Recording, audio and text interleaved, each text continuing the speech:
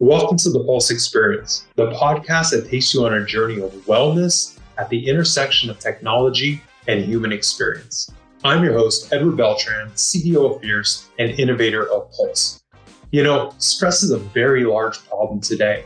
It's costing organizations $300 billion annually, not to mention the impact on our people and the individuals in our companies. And often we don't know what's causing our stress. And if we do, we don't know the proper, most impactful way to handle it. Instead, we're used to just accepting stress and managing it at a general level, such as with better diet, better sleep, exercise, or meditation. But this doesn't get underneath the root issues of our stress or eliminate them. And today, there's so much that's required of us at both our homes and the workplace that we don't always have the tools to be able to be self-aware and tackle these stressors. However, our bodies, they don't lie. They tell us constantly what's happening. They're responding to our environments, and it's our job to listen. And when we handle these challenges and take them head on, they drive positive results in both our personal and our professional lives. Pulse is our proprietary app that integrates with wearable devices and infuses cutting-edge science to be able to show you who you're with and where you're at when you're experiencing stress by the hour. Then we wrap context around these events by pulling in calendar and GPS data to be able to further drive that self-awareness. And more importantly, move into action with either a live coach or the in-app AI bot to be able to tackle these stressors, drive your resilience higher, as well as the outcomes you desire in your lives. We call this biometric intelligence. Our certified coaches walk into every coaching session with these same biometric data and insights to be able to help you identify the themes that are going to have the most impact on your lives and tackle those toughest challenges. This transformation is the Pulse Experience. Hello, everyone. I'm Edward Beltran, CEO of Fierce and innovator of Pulse. And today we're so happy to highlight and talk with Denise Russo, who's an excellent coach, but she's specifically spent many years passionate about executive coaching, as well as leadership and development with multinationals and even her own consulting firm, which we're going to talk a little bit more about. She's also a published author, as well as an accomplished musician. Denise, how do you do it all? It's great to be here with you today, Ed. I think that energy is what fuels my life, and I can't imagine it being any other way. So looking forward to the conversation today. I love it. I love it, Denise. Always comes through every time we talk. So let's kick it off and let's talk a little bit about your background and what you're doing today, Denise. Yeah, sounds great. Ed, thank you so much for the invite today. I was thinking about this question in advance, and it's really tough because I come from a really diverse background. I've worked in multiple industries like film, television, music, tourism, air transportation, human resources, and cloud software technology. And today I'm on the ICF board, the global board of directors in a division called Coaching and Organizations. I'm a certified coach. I also sit on the board, the President's Advisory Council, actually, of Maxwell Leadership, which is the organization run by John Maxwell, and business intelligence boards for Harvard Business Review, Chief Learning Officer Magazine, Cultural Mastery, Travel Unity, and my local YMCA. I think that rounds out most of them, but I specialize really in helping individuals and organizations achieve their goals and maximize their potential. I've been doing that for about 18 years or so it's hard to patch together the long history. Well, that's excellent, Denise. The first thing that comes to my mind while you're listing all the impactful things you're involved in is you must have superpowers or more hours in your day. I think most of us have 24 hours, really 8 of productivity, and I think you have twice that amount. It's funny because people often say that to me. I think I've always been that way, but I think it comes from living most of my career in live television and events, because you have to be somebody that can sustain at high energy. Plus, I have 2 kids. So my son, Vincent, is 18, and my daughter, well, he just turned 19, and my daughter, Olivia, is 21.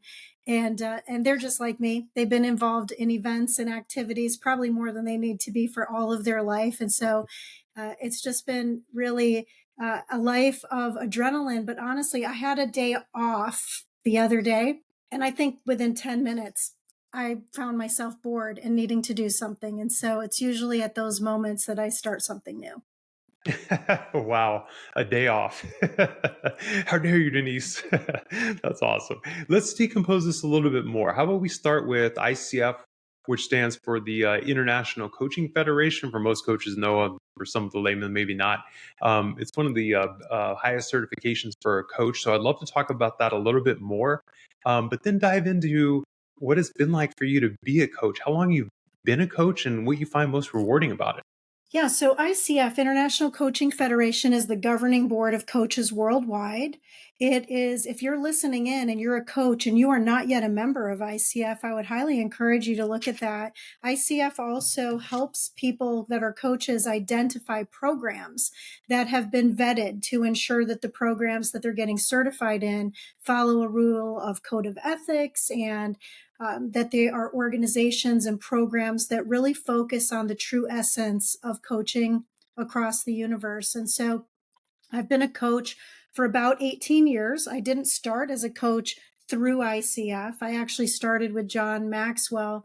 In fact, it was probably about, Olivia's 21, so maybe about 22 years ago. It sounds like so long ago, but about 22 years ago, a person, there's an interesting story behind it. Maybe we'll get a chance to talk about it, but a person handed me my first John Maxwell book called Failing Forward. And at that time, I wasn't a coach yet. I was working over sales and marketing and PR for Planet Hollywood. And that was in Atlanta, Georgia. And it was my first entree into learning about leadership development and coaching before it was really called that. And then I ended up later having a career that started at AirTran Airways, which is now Southwest Airlines. And I was overseeing leadership development programs and blended in coaching there. And that led to a much longer career at SAP, where I led a coaching program across the Americas. We were awarded the PRISM Award from ICF, which is the highest award you can be honored from ICF for the development and the sustenance of that program. So impressive. That's excellent. And what do you find most impactful about coaching? Before you answer, I think it's very interesting because, again, I'm not trying to date you here, Denise, but it's interesting just the transition to Southwest, right? It's interesting because, as you said, coaching wasn't always a thing, but you were on the forefront of the impact of coaching, and you were building those into your leadership and development programs. And now, as we know, it's pretty much a de facto method to get to solutions very quickly. When I think back at that, Ed, when I first started out, especially at AirTran, it started really as manager training, because that's all there really was back then. When you think of all of like sales training, that was what was available to managers, or operations training, how to be a good operations manager. But what I was finding when I would be having one-on-one conversations with the leaders was that they were struggling with things that weren't just about how to create a spreadsheet. It was things about how to connect better and not just communicate, how to value time, how to build relationships, how to manage stress, and some of the things that you and your company help individuals and leaders with. And so that's where I really started to understand that leadership development is different than manager training, and that coaching really works hand in hand with leadership development. And back then it wasn't called that, but it very quickly became real to me that it was important and rewarding also for me to be able to help watch a leader evolve through their career, whether they were a brand new leader in the middle of their tenure or even a seasoned executive. Yeah, so it's interesting because when I asked you about, sorry, what you find most rewarding, it sounds like seeing that evolution, that growth of your coachees, and being able to have the skill sets. And again, I'm putting words in your mouth here, to be able to quickly get down to specifically what they need, right? Versus what we find many times in generalized training. It's great, but it might not be applicable to the learner, if you will, right in that moment. Yeah, I think what's most rewarding is witnessing the transformative journey that clients go through. And it's incredibly fulfilling to see people gain clarity and be able to overcome obstacles, achieve their aspirations.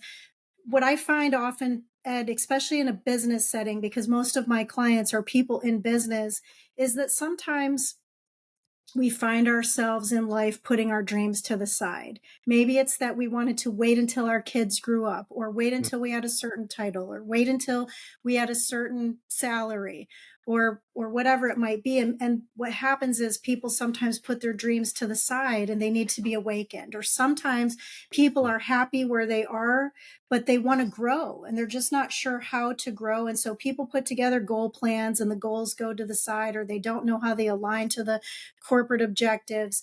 Or maybe people just feel stuck. I had a mentor tell me recently, Denise, you can make widgets anywhere, but do you want to make widgets or do you want to make a difference? And I think with coaching, we help people to make a difference, elevate their potential and their growth plans, and be able to really help people to awaken or follow their dreams that maybe they put to the side. Oh, wow. That's amazing. And so I would guess that there wasn't any dreams that you put aside, Denise, right? But I find that really interesting because it's pretty reinforcing in everything that you're doing, right? So if you're happy, or even if you're working on something, albeit maybe slow because of bandwidth, it still re-energizes like your full person, right? Everything that you're working on. Tell us more about that, Denise. I find it interesting. I haven't heard it phrased like that. That's why I'd like to double down on that just a little bit more.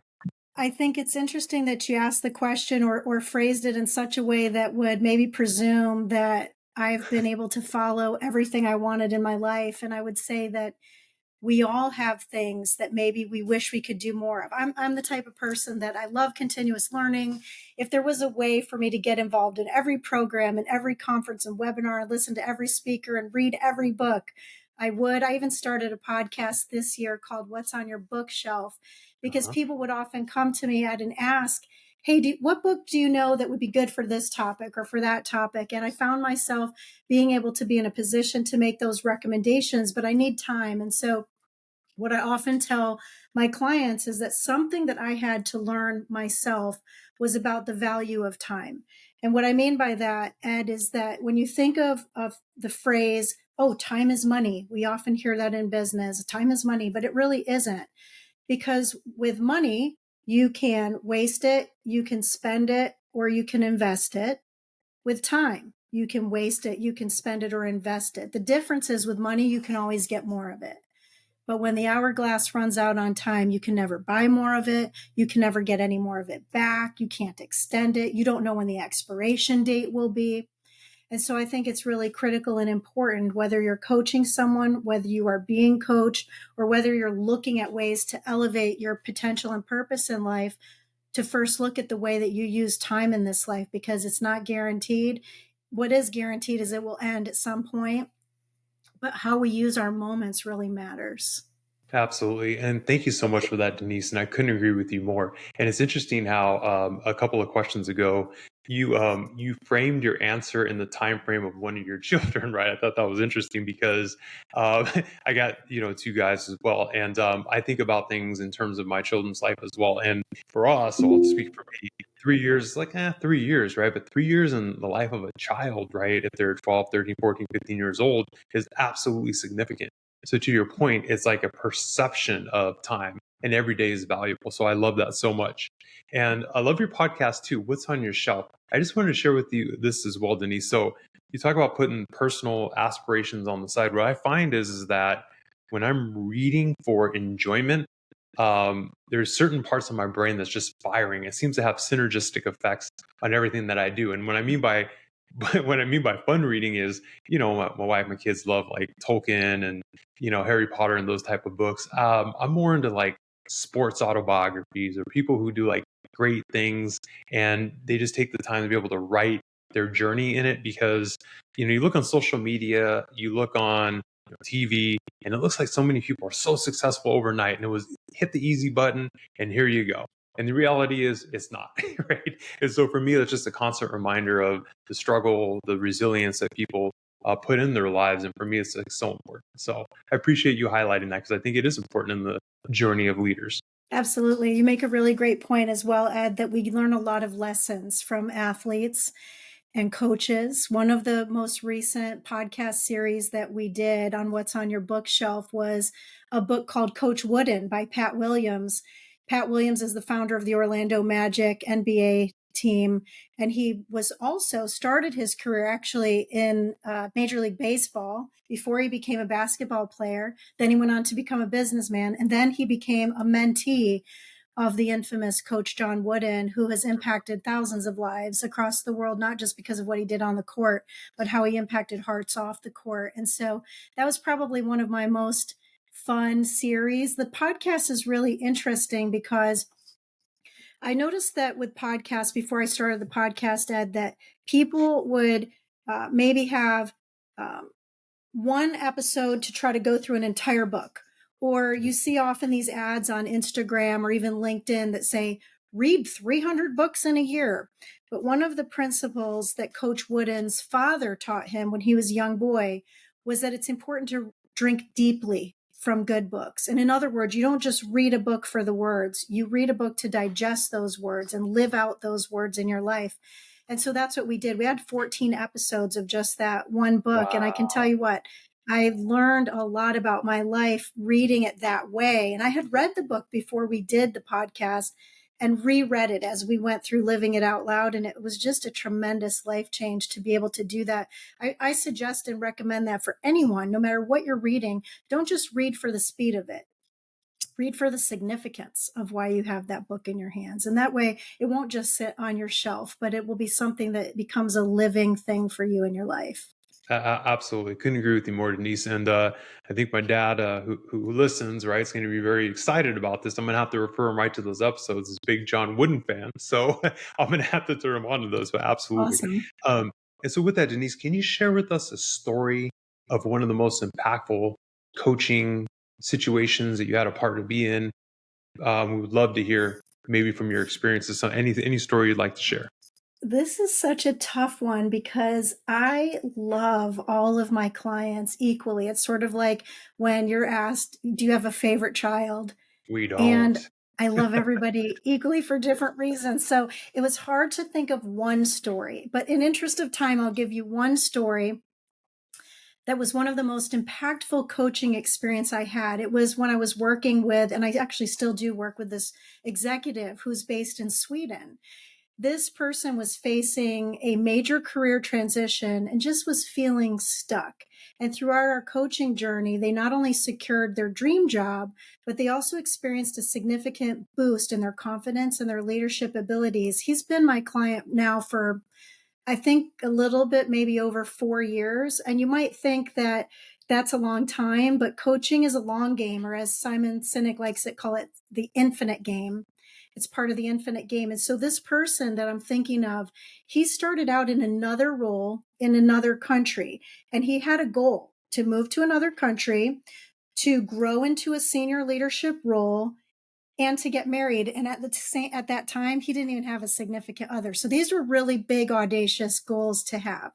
And so he, at that time, as well, as I think back on it, he was sort of at the younger stage of his career.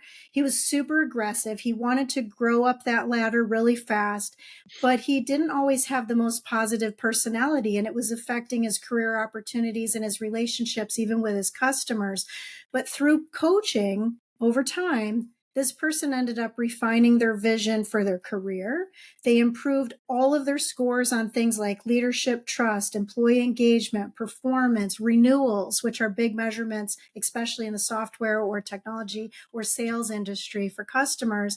And those customers ended up seeking him out as their trusted advisor. He ended up mentoring other people who were new in their journey where he once was, and he was able to help them walk into his footsteps. He created healthier and more positive relationships with those around him. He found an opportunity to go to another country, and not just to move to another country, but to grow into a very senior role. And he ended up finding a soulmate and got married. And so watching him take some of those dreams and see them get realized both personally and professionally is probably one of the most rewarding experiences that I've had. I'm so super proud of him. We've become friends through Zoom, and I've never met him face to face, but I feel like he's somebody that I know so close to me. So that would probably be the example I would give. Oh, it's a great example, Denise, and I love that example and such great impact. You must be very proud of the way it turned out in 4 years of working with this individual and just changing his life all around. Pride is an interesting word because I'm proud of him, but I think I'm humbled that I was gifted the experience and the opportunity to serve him in a way that helped him open up his mind to be able to evolve into the way he did. I love it. I love the way you frame that. Yes, humbled. And yes, absolutely. And I think it's interesting too when you opened up with your story, you called it the long game or the infinite game. And, being a coach for the many wonderful years you've had the opportunity to be humbled by it, right? Is you've also probably seen where coaching has evolved or will continue to evolve. And I was hoping you could highlight maybe some of the challenges that you've seen as well as opportunities that you see for you as coaches and us as coaches going forward. Well, I think that the future of coaching is extraordinarily exciting, with technology playing a really significant role in expanding access and personalization for people. However, I think coaches had also face challenges such as how to maintain a human touch in a tech-driven world and how to ensure the ethical use of data in their coaching relationships. Coaching will continue to evolve, I think, more rapidly than probably ever before, because people feel stuck. They feel unfulfilled. They want to grow and they're not sure how. They're so consumed and busy. They crave and need structure and tangible actions. People are stressed out. They're burnt out. It's just a hard time for a lot of people in a lot of industries. And coaching no longer, I think in the future, will be just some nice to have or exclusive experience for just executives. I think it's something that will be available for everyone. More and more early talent, college students that are just coming into the workforce, they're expecting and demanding it as part of their whole package. And we're seeing the results and the benefits of coaching for business success across any tenure, any role, any industry. I believe really that the world of life coaching continues to grow because, I don't know, everywhere you look, you can see courses and certifications. But I think that the world that will also continue to grow and needs to grow is business coaching. So more than ever, companies really need to stay competitive and have their very best talent be at their very best every day. So coaching will evolve as well as AI. We're seeing this rapidly just in the last 2, 3 years. This is not a long time where technology seems to be new to the world of coaching, but let's think about it. Technology is something that athletes and the very best vocalists have used with their coaches for years. So whether they're using wearable devices to improve their sports performance or measure their health or their breath, if they're an entertainer, we're just now seeing this start to emerge for business people, especially thanks to companies like yours who are combining sciences with the services of coaching. And so when you asked about challenges or limitations, this is a tough one because I think challenges or limitations are things you just put on yourself. So I will say, though, if I had to answer it in a way that would be helpful to the listeners, is that a challenge may be that there's an overabundance of programs available. Just like you can go down a rabbit hole on social media, just watching videos or finding information, finding the right best fit for you as a coach can be a challenge, and finding the right best fit coach for you if you're looking for a coach can be a challenge. But if you can focus on what you love doing, that you are good at, and serve the cultures that resonate best with you and do something that makes a difference, those are how coaches can overcome those challenges or limitations. It's actually based off of a Japanese principle called ikigai that is so dear to my heart that I write about frequently. So I think that those are some of the ways to overcome some of the challenges. But, the elephant in the room in the world of coaching seems to be this issue with AI. And some Mhm. coaches are afraid of it. They're afraid of AI and technology, but I say let's embrace it and find ways to have it complement the way that you serve others, because it's not going away. It's going to continue to grow and be more and more integrated into the world of work and life. Totally agree, Denise. And yeah, AI sounds like a pretty daunting concept, and it can be on the surface, but once you break it down and see what it really is, it's an enablement technology, just like any technology. And any technology, that's been rolled out has been met with some fear and trepidation, right? And so I agree with you completely. However, what you highlight, though, I think is important because you're saying that where things are evolving is around technology and personalization. However, you also underscored that personal touch, or what we call human to human connection. That's not going away. People can Mhm. find any answer that they want. They can type it on YouTube, they can type it in Google, they can look for a course. So if that's true and that's been around for a while, why the proliferation and so much need for coaching? It's because of that human to human touch. And so with our technologies and our approach, we want to underscore that. We want to enable, excuse me. How do you make it more efficient and more impactful? How do you give tools to help you get underneath the issue quicker? Because also in our discussion that you mentioned is, how do you have this impact more? And so organizations are businesses, and they're in the business to, obviously drive profit and support employees. But how do you create solutions that help them scale that same impact? You, Denise, the wonderful work that you do, to more people. That's the question. And for us, we find that very important. How do we enable that? I think a lot of that has to come from what you're talking about in terms of data. So when you take into consideration the difference between life coaching and business coaching, the best business strategists, they run their businesses based on facts and based on data that drive their results. Now, they can make some predictions from that data, but they use that information to help them map out a landscape. It's no different than if you were to go on a trip. You use a GPS because you type in the coordinates or you type in an address, and that's to help guide you to the place. It doesn't take you to that place automatically, but it's a guide that takes you there. I feel like AI for coaching needs to be considered a complement. It's not a replacement for, like you said, the human touch. It's to help supplement that. I was thinking recently about a coaching client that I was working with that's an executive in the television industry. And he was preparing for a really significant evolution of his career that ended up rendering him some massively successful awards for the work that he's done.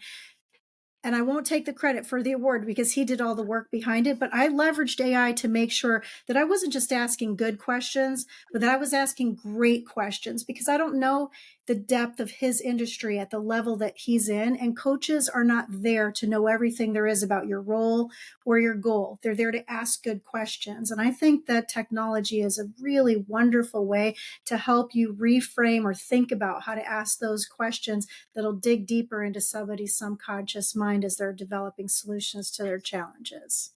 Wow, I appreciate you taking the time to highlight that real example. I think that's so powerful, because you don't have the time to become an expert on their industry to help them or all the nuances that they might be facing. So what I'm hearing you say correctly is AI helped you shortcut in a way to be able to get to the relevant issues or topics that would resonate with him and open them up or draw them out. Is that what I heard correctly? Oh, that's I think amazing. so, because depending on how much time you have with your client, Ed, you could have the opportunity to go deep or wide. But if you can do it in such a way where you can expedite or elevate the way that you do that by leveraging the power of technology, I mean, I'm thrilled about how the Pulse solution enhances coaching by providing those valuable data-driven insights. Because when I first looked into the products that you have or the app that you have, and when you think about how your life is different than mine, the things that are easy for you may not be easy for me, or the things that keep you up at night are not the same things that keep me up at night. So to propose that a coach can solve your problems is looking at coaching in the wrong way. But if you can have a coach have supplemental data that help them look at things like what you measure, the heart rate variability, this is a powerful way to help people just become more self-aware of their stress. And when I think about coaching, coaching is not an HR initiative. It is about a holistic wellness of the performance, potential, and purpose of that person in your business. You paid a lot of money to hire them, to recruit them, to onboard them, to bring them into the business. And if we're finding that people are leaving their jobs at 90 days or less, that's a huge expense to the business. We're hearing all of this now about, we went through the period of great resignation because the economy was good. And so everybody was quitting their jobs because they could easily go find another job. But now the epidemic is silent quitting.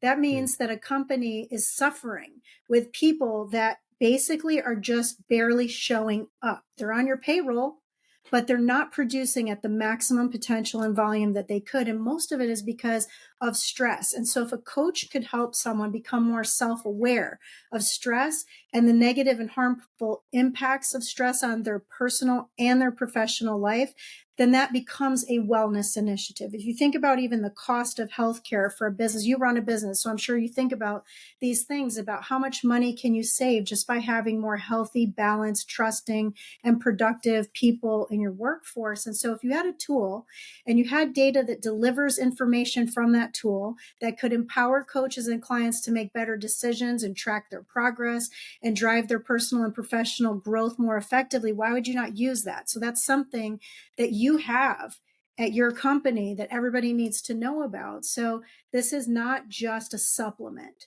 It's not just something that's another program for somebody to take. This is something that can really inherently change the direction of somebody's life, because like we said, you can make widgets or make a difference, and people choose jobs for a purpose. When you think about the very first day, maybe even that you started at your company, there was some feeling that you had when you started there, but somewhere along the way, for some people, those feelings either dwindle or they grow. And so if a coach can help someone to understand when is the right time to make a change, if you need to make a change, whether it's a change to go up or a change to grow away, using data is, I think, the best foundational way to help people be able to navigate some hard decisions.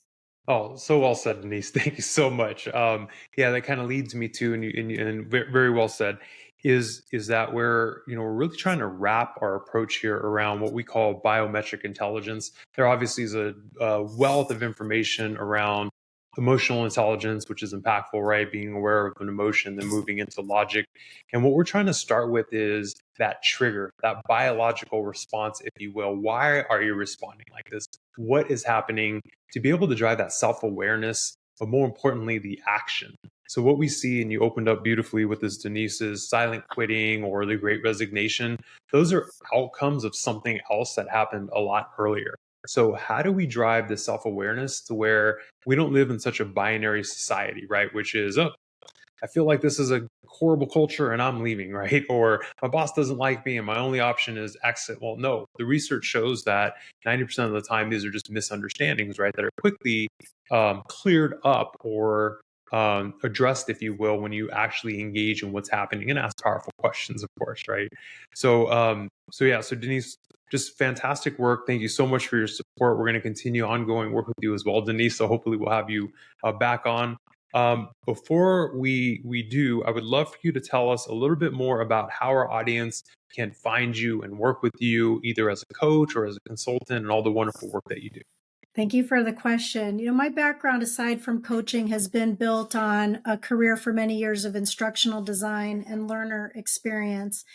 And so I want to touch on, before I share how people can get in touch with me, about why it's so important to get in touch with you. Because from the back end is this biometric intelligence, which is a total game changer. And for people that are coaches, that makes sense. But if you're the person that's looking for coaching, one of the things that I really love about your tools are the simple interfaces that come on the mobile devices. So whether it's gamification or micro-learning elements, because it makes learning about yourself fun. And it's not like sitting in a boring class or eating convention chicken and trying to remember less than 20% of what you sat there listening to somebody talk at you about. So I think it's really important to know that these opportunities to find people and find companies that are looking at entertainment and education as one thing. So meaning, how do you help people understand something in a way that resonates with them? And I don't know if it's really entertainment, but that's the word that I'll use, because it's going to be the thing that catches someone is important. And so when I think about the clients that I'm looking for, the people that I love working with, it's people that have the left and the right side of their brain both working, that creative and innovative side, but also this side that's based on looking at process, programs, and data and the things we talked about today. So if you're listening and you'd like to connect, I'd love to meet with you. You can check me out on LinkedIn.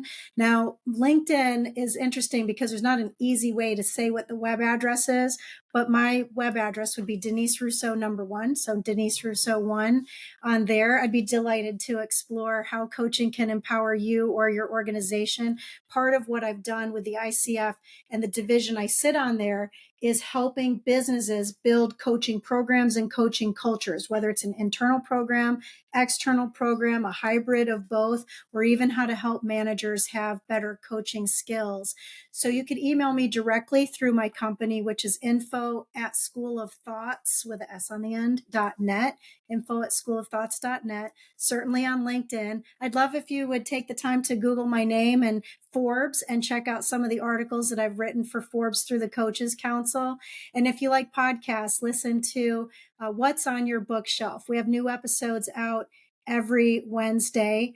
I have a new article that just came out on Forbes that was about the life and leadership lessons that I've learned from Tom Petty. So it's kind of an interesting article on putting together music and my life experiences in leadership. So those would be the ways people can get in touch with me. That's fantastic, Denise. And I'm absolutely going to check out your Forbes article on Tom Petty, as well as your podcast on John Wooden. I think I'm about to download it as soon as we we drop here. But as always, Denise, really appreciate the support. As you can see, Denise is very passionate about this space and making impacts, as well as the evolution of coaching. And she's been a supporter and advocate of Pulse. And with your continued help, Denise, we're just going to continue to figure out how we scale this out and help everybody who's willing to be helped with biometric intelligence. So thank you so much for being on. We're going to have you on again for sure. Awesome. Thank you so much for the invite. It was great to be here with you today, Ed. Thank you. Until next time. Thank you.